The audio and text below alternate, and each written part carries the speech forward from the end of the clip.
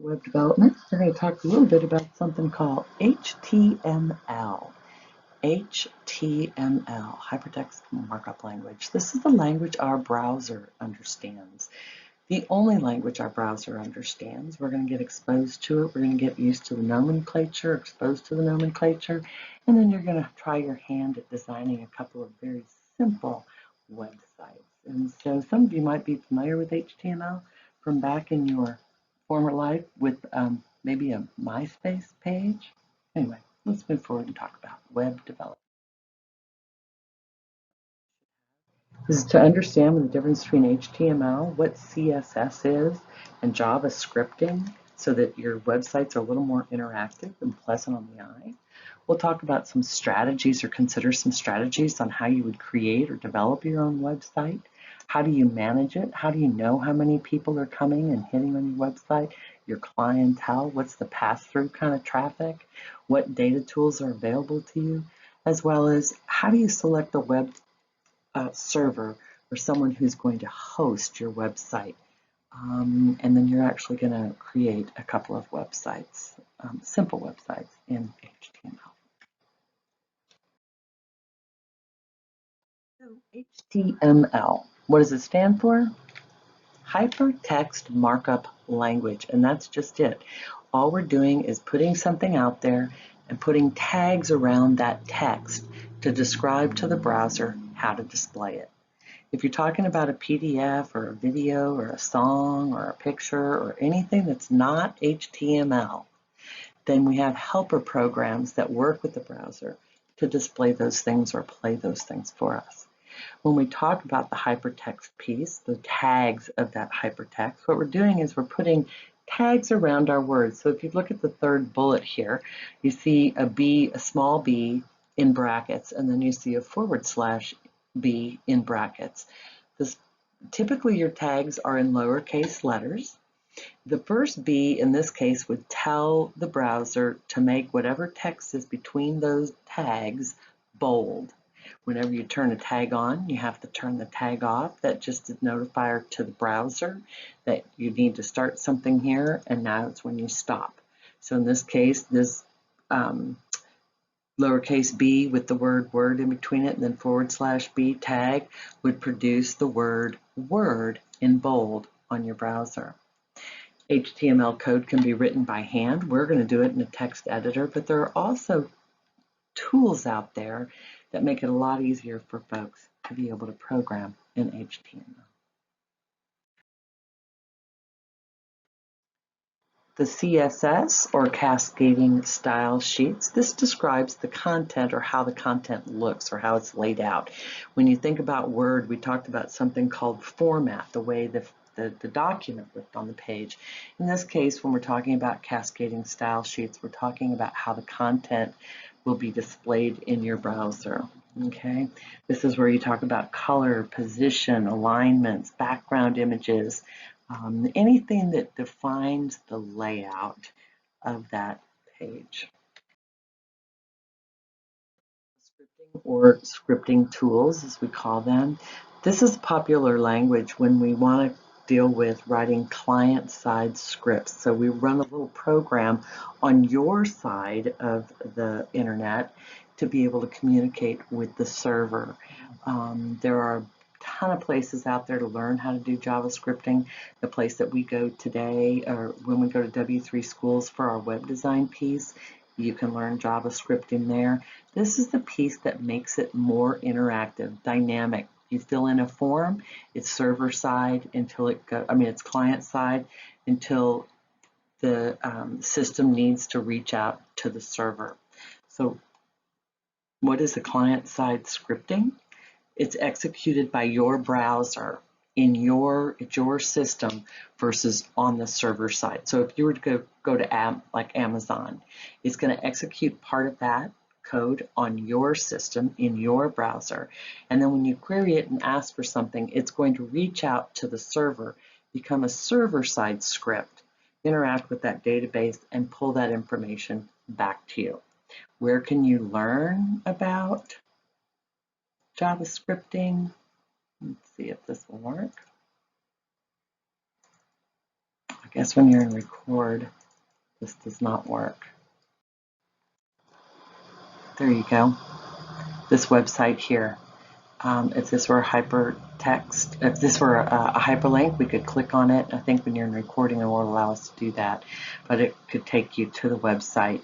This would be a great website if you want to learn JavaScripting. W3 Schools, where we're going to go this afternoon, is also an excellent place to learn about JavaScripting. So how does this work? Front end versus back end, client versus server. Front end is the client side, back end is the server side. So just take a few minutes to look at this diagram. So if you start at 1, okay, the site's loaded into your browser. So let's say Amazon's loaded into your browser. And so you want to run a request. You want to ask the browser to do something, request some information. It will send something back to the server. And in the process of doing that, it uses this JavaScript and Ajax to send the request to the back end or the server side. The back end server side script then has processed that request. It talks to the database, right? Server side script does, and then it brings that response back to you. So everything happens on the front end until you have a call to the back end. Like in Amazon, if you wanted to see, and I'm always over mountain bikes, and I don't even know, I don't really ride them, but let's say you wanted to look up mountain bikes, and until you put that query in to try to talk to that database, you're really sitting on your side, and it's the client side scripting that's taking place.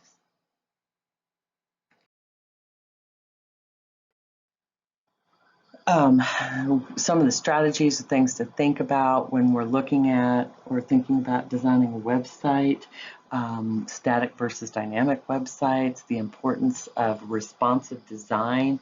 And responsive design talks about when you're designing a website, you want it to be most responsive to, typically they start with like smartphones, small screens, but being responsive design means that if I bring it up on my phone, it's going to look good, just as great as it is when I put it on my 52-inch screen.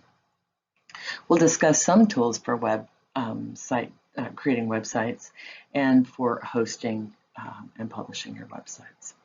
Now, sometimes understand that if you, like GoDaddy.com, they'll have some templates for you to work with, and you can fill those in, and they'll host your website for you. What you're going to design for me is not going to be a hosted website. It's going to just be 2 simple pages that you're going to upload into Blackboard, and it's really all about the experience, the exposure, and the opportunity to kind of mess around with some HTML. A static website, okay, is something that always looks the same. Not a lot of changes, and it's usually static, meaning never changes. So you're going to see most of those websites that are static in nature using basic HTML. When you get into the dynamic websites, where it's going to be responsive to maybe looking at the things that you've been searching, your search history, things like that. They'll use a scripting language, which is maintained on the server side. That way it can be dynamic. It can see what you've been looking at, and then it can mark it to you by searching its database, looking for items or terms that you have searched on in the past, or things you've been looking at on your system. So static versus dynamic websites. Responsive design. These are the ones, as I was saying, okay, typically we start with, oh, and it's not going to work, darn it. Okay, anyways, typically we start with designing our websites on small platforms like smartphones, things like that. We want them to look good in that environment, and then we blow them up. Then we design them with the responsive design concept, so that no matter what size display monitor you have or screen you have, the display is always going to look the same. It's going to look great. So when you create a website, some cases you can use a build or a software that's already out there, okay? So GoDaddy.com, for example, you can actually click and drag stuff into your template, and it's designed for you. I don't know if you've ever done a Wix for a blog site, but Wix is a pretty cool website for building blog websites, and you use templates and you just click and drag stuff in there into the desired location, and it writes all the coding for you. Many of these website builders that are just templates that you're going to work with have built-in search engine optimization. Okay, keyword stuffing, and I think I talked about that, but I'll mention it again. There are sections in your website, in every website, the basic structure, and we went through that when we talked about the assignment for this module. In that header section, we put in meta tags so that when that web crawler goes out to qualify websites, it reads that area and looks for terms that match certain terms that it's looking for. It also looks in the body of your website, but the qualifiers are in that header area. Keyword stuffing is when you add keywords or meta tags into that header area that aren't necessarily related to the website. For example, the one I used in class was if I had a camera shop and I had a rugged camera that I wanted to market to mountain bike riders, then I might put mountain bikes in the header of my website. Even though I don't have anything to do with mountain bikes, I have those rugged cameras and I want to market them to the mountain bike riders. And so we have to be aware of keyword stuffing. In that case, it's a good thing. There are other instances where it could be bad, and I talked about that in class. You can also use content management systems. This is where, like WordPress, where you can have multiple contributors, and it's typically open source, but WordPress is a good place for that, where it's a collaborative piece, a little more complex, but it can manage the contacts, the people that, the traffic that you get on your website, as well as multiple people creating or designing. Editor, and that's what we're going to use. We're going to use Notepad, pure black and white. You have to know what you're doing, but we're only going to do something simple, so it'll be fairly easy to follow. And then we have these IDEs like Visual Studio, where what happens is it's color coded, and you're going to see this inside W3 Schools. It's not a true IDE because it's not going to do any debugging. In a true IDE, it has a code editor, but it will color code things and it will interpret everything to the side. So as you write it, you'll see the results of your lines of code to see if they make sense or not.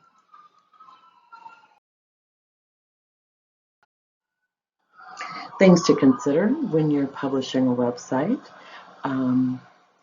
How aesthetically appealing is it? If you're on a smartphone or a smart device, how many clicks is it going to take for a person to actually get into your website? Are the graphics, you have to think about the graphics. The better the picture, the longer it's going to take to load. So you might think about something called scalable vector graphics, which is a little bit of bitmap graphics as well as vector graphics blended together. Your music files. The big thing is you don't want to have a lot of large files, because if I'm an end user and I come to your website and I click on something and it takes more than an instant to load it, I might leave and be done with you. So once you kind of have designed it a little bit in your head, then you're going to code each page. You'll want to preview it through various browsers, and not all on your system. Like if you design it for your system, send it to maybe your buddy on a Mac and see how that works, or try it on your Android phone, or send it to somebody who has an iPad, or somebody who has a touch screen 52-inch monitor, 46-inch, or whatever it is, desktop or all-in-one. Send it around to other people. Make sure that the links work, that it behaves correctly, that it's responding correctly. And then just some things to consider. So publish updating the website files to the server.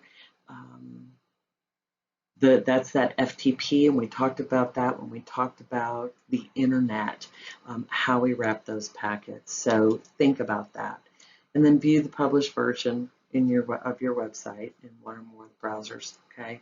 And then repeat steps 4 through 7 until you're really satisfied. It's not a real simple down and dirty. If you use a template, it's pretty straightforward. It's really when you get out working on your own and creating them from scratch and using maybe an IDE to see how it's going to perform. And that's where it gets a little more complex. So when hosting and publishing a website, if you're going to look for a domain name, and that's, we talked about domain names, top level domains like CNN.com. When you search for a domain name, typically I would strongly encourage you to purchase it, especially if it's a .com, if it's available, because remember, they're building databases on the back end as well, finding out what names are being searched on. It's illegal to buy those and then extort someone for them. But if you really think there's a name that you want and you want to get it registered, when you do a search on it, if it's available, just buy it. They're not that expensive. When you're talking about hosting and publishing your website, you need to consider the amount of disk space that's going to be needed. Are you going to be storing just your website there? Are you going to be adding to it? Is it going to be like a genealogy website that you build over time? What kind of bandwidth will you need? Will your hosting server be able to provide that? Make sure that the operating system is compatible with the software you want to use to host your website. And then also check the host's reliability. How much downtime does it have? Like AOL used to be down all the time. So you want to make sure that you get with someone with a really good reputation. GoDaddy.com, and I don't own a website, but you hear about it a lot. I would do my research, make sure you get the best bang for your buck, but make sure they're up. Make sure that the problem, maybe, people are flocking to them because they're really well known, but maybe they have a hard time keeping their website up and running. There are analytic tools, and I'm sorry we can't make this one bigger. You used to be able to click on it and it would expand out, but like you want to be able to track who's coming, who's visiting, where are they coming from, maybe, what state, what country, what city. This is an example of a Google Analytics. If you go to Google and type in analytics tool, it will show you what kind of tools are available to you using their website. But you want to have some way to determine if you're getting any traffic driven to your website. So looking at the analytics and where those people are coming from. And depending on the kind of website you have or what you're trying to market, there are other tools that may be more beneficial than this one. Any questions?